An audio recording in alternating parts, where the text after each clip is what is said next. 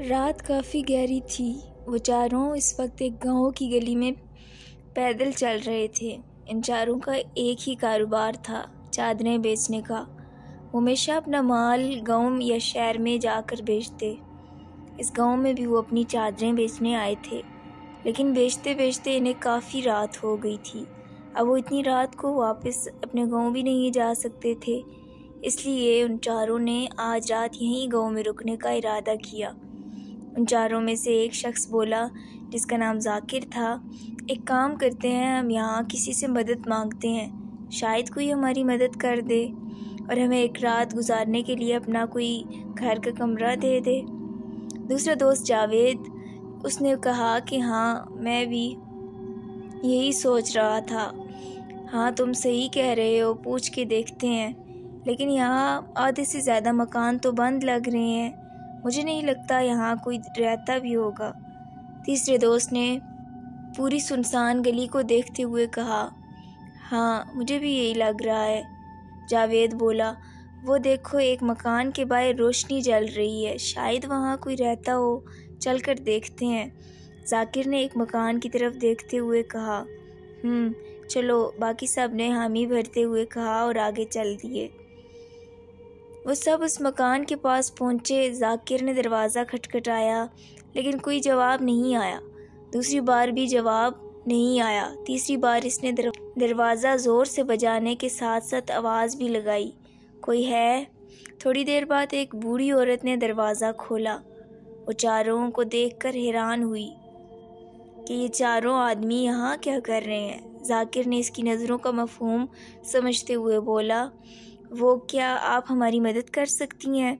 ہمیں صرف آج کی رات آپ کے گھر میں رہنا ہے، کیونکہ ہم اپنے کاروبار کے سلسلے میں یہاں آئے تھے چادریں بیچنے، لیکن وقت کافی ہو گیا اور رات بھی، اس لیے ہم واپس گاؤں نہیں جا سکتے، تو ہم نے یہاں رکنے کا ارادہ کیا، اور ہم اس گاؤں میں کسی کو جانتے نہیں ہیں۔ اس نے تفصیل سے بیان کیا۔ بوڑھی تھوڑی دیر خاموش رہی اور پھر بولی، اچھا ٹھیک ہے، اندر آؤ۔ وہ بوڑھی عورت چاروں کو اندر لے گئی۔ وہ چاروں بھی اندر چلے گئے۔ گھر کافی پرانا لگ رہا تھا اور تھوڑا خوفناک بھی، لیکن کیا کر سکتے تھے، ایک رات کی تو بات تھی۔ گھر کافی بڑا بھی تھا، 3 کمروں پر مشتمل۔ اس گھر میں ایک طرف کچن اور دوسری طرف 2 کمرے بنے تھے۔ ایک کمرہ شاید بوڑھی کا تھا اور دوسرا خالی تھا۔ وہ چاروں کو کمرہ بتاتے ہوئے بولی، تم سب یہاں آرام کرو، اتنا مال بیچ کر آئے ہو، تھک گئے ہوگے، میں تم سب کے لیے کچھ کھانے کے لیے لاتی ہوں۔ اتنا کہہ کر وہ بنا ان کا جواب سنے وہاں سے چلی گئی۔ وہ چاروں آرام سے اپنی چادریں بچھا کر بیٹھ گئے۔ اللہ کا شکر ہے کہ ہمیں رات گزارنے کی جگہ مل گئی، ورنہ ہم کہاں دھکے کھاتے، ایسے کھنڈر گلی میں کوئی رہتا بھی نہیں ہوگا۔ امجد بولا، ہاں، تم نے ٹھیک کہا، لیکن یہ بوڑھی عورت، اس کے ساتھ کوئی نہیں رہتا، ان کے علاوہ کوئی گھر میں نظر بھی نہیں آ رہا۔ ذاکر نے گھر میں ادھر ادھر دیکھتے ہوئے بولا، ہو سکتا ہے ان کا کوئی بیٹا ہو، وہ بھی ہماری طرح کوئی گاؤں گیا ہو کام کے سلسلے میں، یا یہ بھی ہو سکتا ہے کہ ان کی ایک ہی بیٹی ہو جو شادی شدہ ہو اور ان کا شوہر کا انتقال ہو چکا ہو، ورنہ پتہ نہیں، اللہ بہتر جانتا ہے۔ پھر انیس نے اندازے لگائے، ہاں، یہ بھی ہو سکتا ہے، ہمیں کیا، ہمیں جگہ مل گئی، اور کیا چاہیے۔ جاوید لاپرواہ سا بولا، ہمیں ان سے ایک بار پوچھنا چاہیے کہ ان کے گھر میں اور کون کون ہے۔ امجد بولا، نہیں یار، ورنہ وہ سمجھیں گی کہ ہم سب چور وغیرہ تو نہیں جو اتنی پوچھ تاچھ کر رہے ہیں۔ ذاکر نے اندازن بولا، وہ ایک طریقے سے صحیح بھی کہہ رہا تھا کہ ایسے اچانک اتنی رات کو کسی کے گھر رکنا اور اس پر سامنے والے سے اس کے گھر والوں کے بارے میں پوچھنا صحیح نہیں تھا۔ انہیں لگ رہا تھا کہ کہیں وہ بوڑھی عورت ان سب کو چور یا ڈاکو نہ سمجھ لیں، اس لیے ان سب نے اس بوڑھی عورت سے کچھ پوچھنا مناسب نہیں سمجھا۔ چلو چھوڑو یہ باتیں اور آرام کرو، انیس نے بات کو ختم کرتے ہوئے بولا۔ اتنی دیر میں وہ بوڑھی عورت کھانا لے کر آ گئی۔ وہ ان چاروں کی پلیٹ میں کھانا ڈالتے ہوئے کہنے لگی، اچھے سے کھانا، اور اگر کوئی بھی چیز کی ضرورت ہو تو مجھے آواز لگا دینا۔ ٹھیک ہے، وہ نرم لہجے میں اتنا کہہ کر دروازہ بند کر کے چلی گئی۔ ان چاروں کو ویسے بھی بھوک نہیں تھی، انہوں نے راستے ہی میں کچھ کھا لیا تھا، اب پیٹ میں بالکل جگہ نہیں تھی۔ بوڑھی عورت کے احتجاج کرنے پر وہ اسے منع نہیں کر پائے، اب کھانا آ گیا تھا، وہ کیا کرتے؟ اس لیے سب نے تھوڑا تھوڑا کھا لیا سوائے ذاکر کے۔ اسے بھوک نہیں تھی اور دل بھی نہیں کر رہا تھا، اسے کھانا نہیں کھایا اور ایسے ہی لیٹ گیا۔ تھوڑی دیر بعد وہ سب ایک ایک کر کے نیند میں چلے گئے سوائے ذاکر کے۔ پتہ نہیں پر اسے ایک عجیب سی بے چینی ہو رہی تھی۔ تھکا تو وہ بھی تھا لیکن پتہ نہیں کیوں اسے نیند نہیں آ رہی تھی۔ شاید گھر سے دور تھے اس لیے، یا پھر کچھ خوفناک ہونے والا تھا۔ چاروں کی شادی ہو چکی تھی، کاروبار بھی ایسا تھا کہ وہ اپنے گھر والوں کو بتا کر جاتے کہ شاید آنے میں وقت ہو یا پھر کہیں رکنا پڑے اور صبح آنا ہو، اس لیے ان کے گھر والے بے فکر ہو جاتے، لیکن دعا کرتے کہ جہاں بھی ہوں صحیح سلامت ہوں اور واپس گھر بھی سلامت پہنچے۔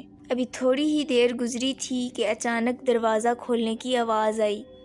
کمرے میں پہلے ہی اندھیرا تھا، صرف ایک موم بتی کی روشنی تھی، وہ بھی زیادہ نہیں تھی۔ دروازے کی آواز پر ذاکر جو بھی نیند میں گیا تھا، اس کی آنکھ کھل گئی، لیکن وہ اپنی جگہ سے نہیں ہلا۔ اس نے ہلکی سی آنکھیں کھول کر دیکھا تو وہی بوڑھی عورت کھڑی تھی۔ اس نے سوچا شاید وہ کسی کام سے آئی ہو یا جو کھانے کے برتن پڑے ہیں وہ لینے آئی ہو، لیکن اس کا گھر، اس کی مرضی، وہ جو بھی کام کرے وہ کیوں اٹھ کر انہیں تکلیف سے دوچار کریں، اس لیے وہ ایسے ہی لیٹا رہا اور ہلکی سی آنکھیں موند لیں۔ وہ بوڑھی عورت کو دیکھنے لگا کہ آیا وہ کام کیا کرنے آئی ہے۔ جب اس کی نظر بوڑھی عورت کے ہاتھ پر گئی تو وہ کچھ پکڑے ہوئے تھی، اسے لگا کوئی چیز رکھنے آئی ہے، لیکن تھوڑی دیر بعد اسے اپنے پیروں پر کچھ احساس ہوا۔ وہ تھوڑا گھبرا گیا لیکن وہ پھر بھی ہلا نہیں۔ جب دروازہ بند کر کے چلی گئی تو وہ فوراً اٹھا اور اپنے پیر کو دیکھنے لگا۔ اس کے پیر پر کالا دھاگا بندھا ہوا تھا۔ وہ حیران ہوا، اس بوڑھی عورت نے ایسا کیوں کیا؟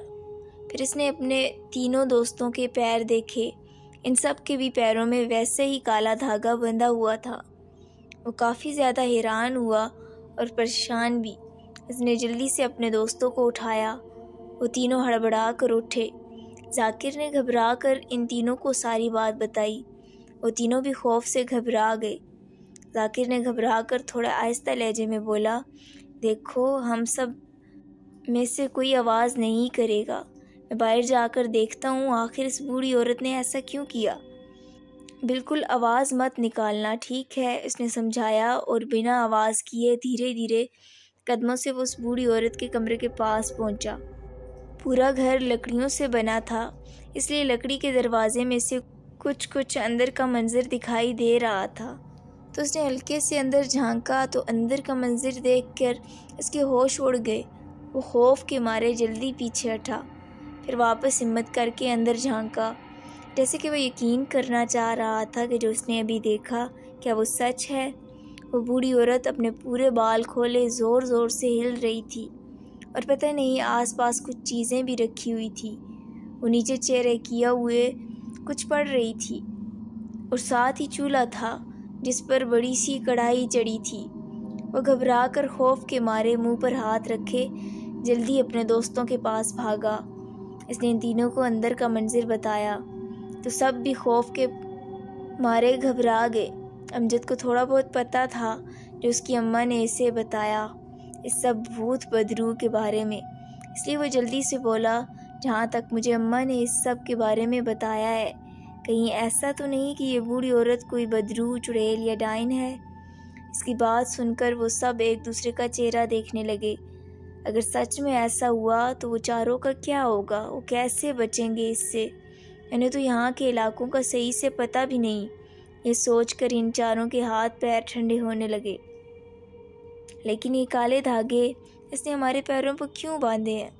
انیس نے گھبراتے ہوئے بولا، ہو سکتا ہے وہ کوئی چڑیل یا ڈائن جو بھی ہوگی اسے ہماری جان چاہیے ہو، اس لیے باندھے ہوں۔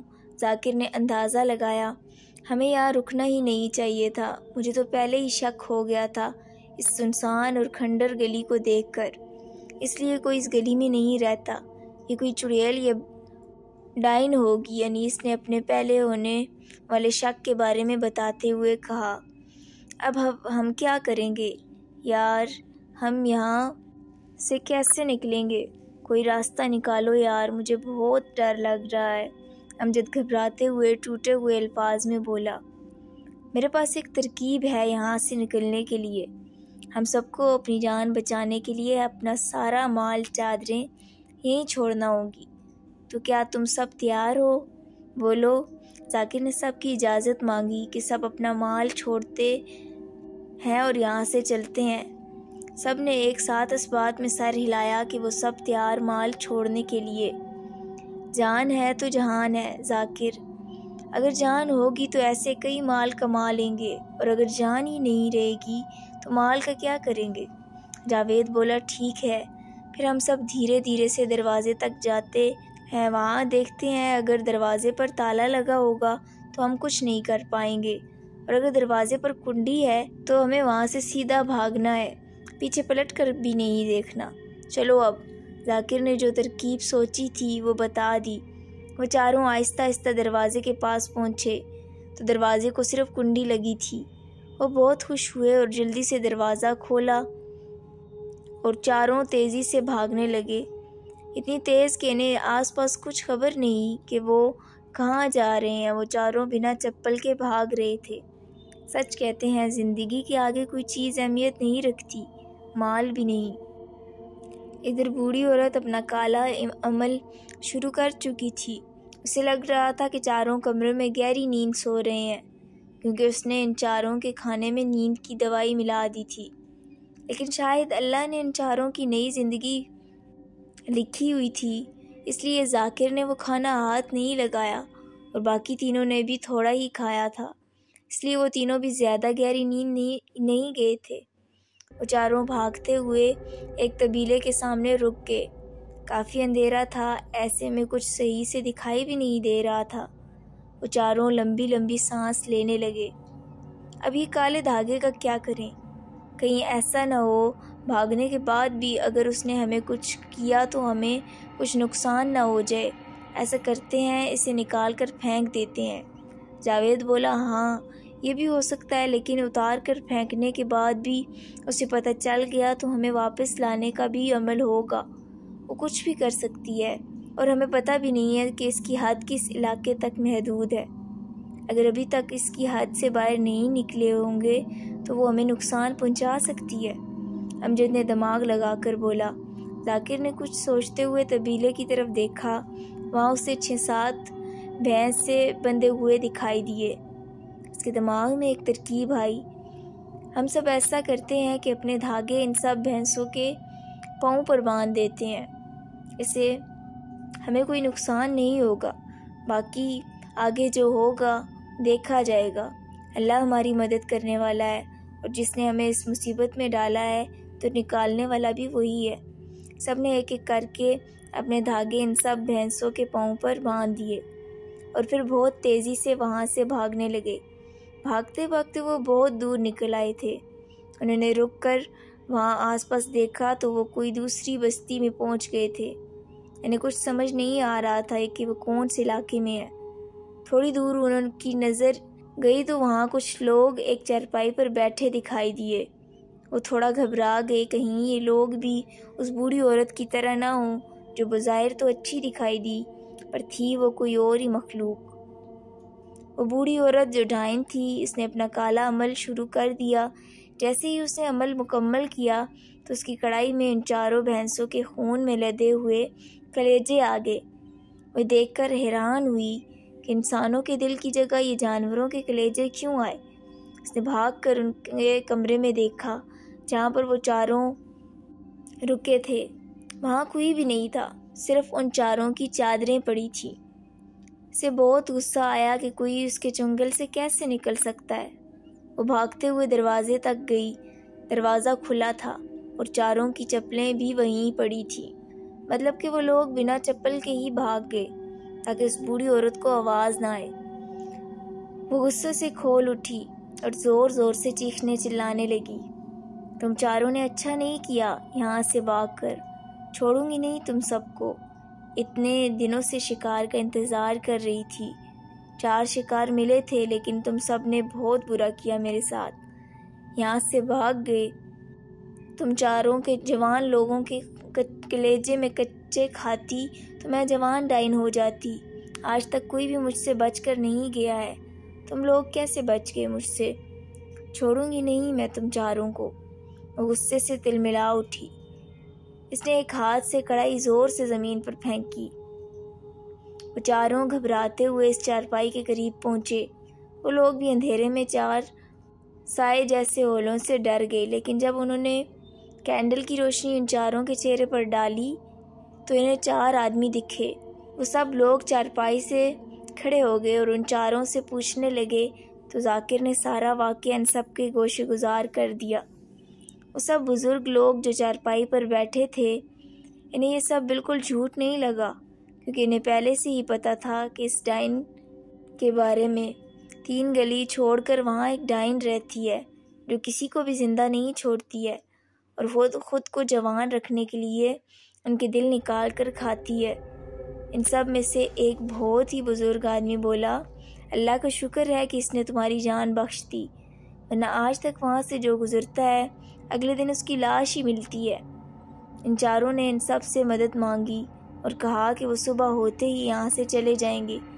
تب وہی بزرگ آدمی بولا، ٹھیک ہے، میں تم سب کی تکلیف سمجھتا ہوں، تم سب میرے گھر چلو۔ میرے گھر میں صرف میں اور میری بیوی ہی رہتے ہیں، میری بیٹی کی تو شادی ہو چکی ہے، گھر میں اور کوئی بھی نہیں ہے۔ صبح میں خود تم چاروں کو بس اسٹیشن چھوڑ آؤں گا۔ آپ کا بہت بہت شکریہ، ہمیں بالکل بھی اندازہ نہیں تھا کہ وہاں کوئی ڈائن وغیرہ رہتی ہے، ورنہ ہم کبھی نہیں جاتے وہاں سے، لیکن شاید اللہ کو ہماری کوئی نیکی پسند آ گئی تھی، اس کے بدلے اس نے ہماری جان بخش دی۔ ذاکر نے سچے دل سے بولا۔ پھر وہ سب اس بزرگ آدمی کے ساتھ اس کے گھر چلے گئے۔ اس بزرگ آدمی کی بیوی نے ان کا اچھے سے استقبال کیا اور سارا واقعہ سنا، ساتھ ہی ان چاروں کو ہمت دی، گھبرانے کی ضرورت نہیں، اب تم سب اس کی حدود سے نکل چکے ہو۔ اس پوری گلی میں اس کی حد ہے، اس کے بعد وہ آگے نہیں بڑھ سکتی، تو اب تم چاروں محفوظ ہو۔ ٹھیک ہے بیٹا، پھر تم سب آرام کرو، اور ہاں، اگلی دفعہ یاد رکھنا آئندہ کبھی اس گاؤں میں نہ آنا، اگر آنا بھی ہوا تو یہ علاقہ اور اس گلی کو بالکل مت بھولنا، اور بھول کر بھی وہاں سے نہیں گزرنا۔ وہ انہیں سمجھانے کے ساتھ ساتھ انہیں آنے والے مستقبل سے آگاہ بھی کر رہے تھے کہ بھول کر بھی وہ اس جگہ نہ جائیں۔ ویسے بھی یہ گاؤں بڑا ضرور تھا، لیکن کسی کو نہیں معلوم تھا کہ کس علاقے میں، کس گلی میں کون سی مخلوق رہتی ہے، یہاں کے رہنے والے لوگوں میں سے کتنے انسان ہیں اور کتنے حیوانی مخلوق۔ اس لیے جو لوگ یہاں پہلے سے بسے تھے، انہیں ان کے بزرگوں نے یہ بات بچپن سے ہی بتائی ہوئی تھی، اور ان لوگوں نے خود کچھ واقعے اپنی آنکھوں سے بھی دیکھے ہیں۔ اس لیے وہ سب لوگ شام ہونے سے پہلے اپنے سارے کام مکمل کر لیتے، اور مغرب کے بعد کوئی زیادہ باہر نظر نہیں آتا۔ وہ سب دروازہ بند کر کے اپنے گھروں میں رہتے، جب تک صبح فجر کی اذان نہیں ہوتی تب تک باہر نہیں نکلتے۔ لیکن یہاں کے کچھ علاقے بالکل محفوظ تھے جہاں کوئی خطرہ نہیں تھا، اس لیے وہاں کے لوگوں نے رات تک باہر گھر آ کے کام کرتے یا بیٹھ کر باتیں وغیرہ بھی کرتے۔ وہ چاروں کو رات بھر نیند نہیں آئی۔ جب سے انہیں پتہ چلا تھا کہ وہ بوڑھی عورت ڈائن ہے، ان کے تو مانو ہوش ہی اڑ گئے تھے۔ جیسے تیسے کر کے ان کی رات کٹ گئی، اس لیے وہ سب فجر میں جلدی اٹھ گئے اور وہی کمرے میں فجر کی نماز ادا کی، اور ساتھ ہی شکرانے کی نفل نماز ادا کرتے ہوئے اللہ کے آگے سجدہ ریز ہو گئے۔ جس نے انہیں اس مصیبت سے نکالا، وہی ناممکن کو ممکن کرنے والا ہے۔ اس نے ان چاروں کی جان بخش دی تھی، اور ساتھ ان کے گھر والوں کی دعا بھی تھی کہ اللہ نے انہیں کوئی نقصان نہیں ہونے دیا۔ سچ کہتے ہیں کہ گھر سے باہر جاؤ تو گھر والوں کی دعائیں لے کر نکلنا چاہیے، کیا پتہ کب کس کی دعا اللہ قبول کر لیں۔ جب چاروں سجدے سے اٹھے تو ان کے چہرے آنسوؤں سے تر تھے۔ اگر ان چاروں کو کچھ ہو جاتا تو ان کے گھر والے کیا کرتے؟ وہ انہیں کہاں ڈھونڈتے، اور پتہ نہیں وہ انہیں ملتے بھی یا نہیں۔ یہ سوچتے ہوئے وہ چاروں ایک بار پھر رو دیے۔ دعا کرنے کے بعد وہ سب وہاں سے اٹھے اور آنسو صاف کیے گھر جانے کے لیے نکلنے لگے تو اس بزرگ آدمی کی بیوی نے ان چاروں کے لیے چائے بنائی۔